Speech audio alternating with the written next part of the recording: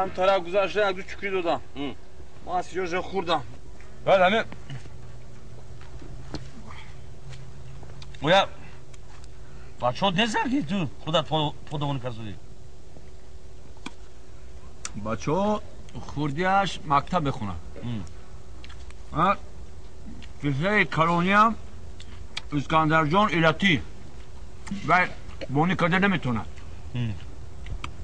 من همیخوان مجبور خودم نگاه دارم چه کنم دیگه اویا زن دادی برد اسکندر جان کجا میریم کار بوده میشد ایلتی میگویند کار بوده میشد کارش اومد نکرد جرا بچه ایلتی نیو دهنی تو ایلتی چه دهنی من خب هم چی ایلتی دارد همه تو میری استخوالی بچه نمیبری خودت نری که بنزری کو خواهی بچه من این خیر بچه من وای چلاق بچه من ایلتی بچه من خدمت کردن نمیتوند خودت میگویی کو اگر هم تو دهنت جمع کنی لجام زنی همون بچه بر وقت ولی علاکه صاحب خانو در شدگی بود اگر همه خوشبختی پسری من از دهانی من وابسته باشد دهانی من بسته همین گبه میستی تو نیستم برای چی میگم من؟ برای چی؟ برای که من یک خوش دختر دارم باور کن همه کار از دست میبیاد هم پخت و پز هم شست و شو هوای حیف نشان میگم اوخه چی هنری داری کنه کجورا جان همین پسر من آباد شود از دهان من خاطر نشود دهان من بسته تمام من روم یگان چیز نمیگم خب دی بشیرم خدا گپ زن نوشد خیر امروز بکاریم امروز روز استراحت ما پگو کار سر میشد همین کار بود شود همه کار میپرد یا بگوش کن لبا یا بچه که همسایه یا همین گو گوسفندا تا بونی کنه بیا هم بگه یا رویم یکی پروردگاری هست که یکی آباد شوند شوی شکار میتید یکی آباد میشن ثواب هم بچه هم برسد هم تو با ثواب بگیر دیگه دهنت نگاه دار دهانی من بسته آمین برای کشوی شکار الله اکبر شد یا بچه اگه اتوی نبونی کردن گرد من دویده هی مگزی میرم میبیام میریم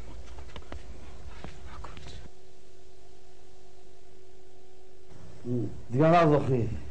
رحمت خوش آمدید خوش آمدید و همین تو خواهر همین رفیقی ما همین از گودکی یک جای کلونشنگی همین آدم کسی یه مکتب خوندیم تا من همین سال با همسایه یک پسر دارد باور کن هم میگی از چوجی کم گورینده همون میگیم یک سرش دو سر کنیم همین نیت ارزو کتی آمدیم که من دختری کم کلان شده است خدا بشکر بیگانه نشد گفته همین مقصد کتی آمدیم چه همین فکر خدا راضی باشد ما راضی سلام علیکم پسرتان یگا جا میخواند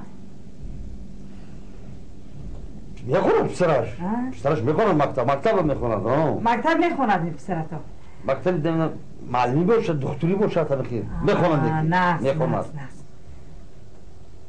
پسرتان عرق می نوشد عرق پسر همیشه آدم عرق می نوشد نمی آدم نگاه که خدا معلوم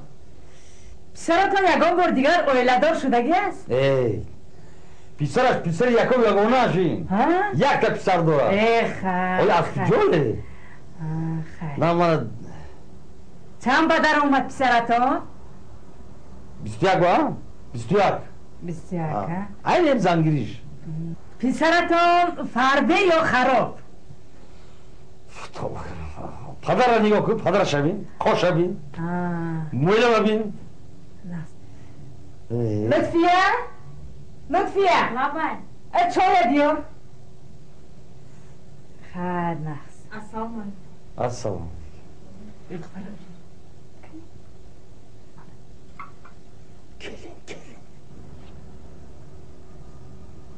خیلی دختر جان یک چی تیار کن ها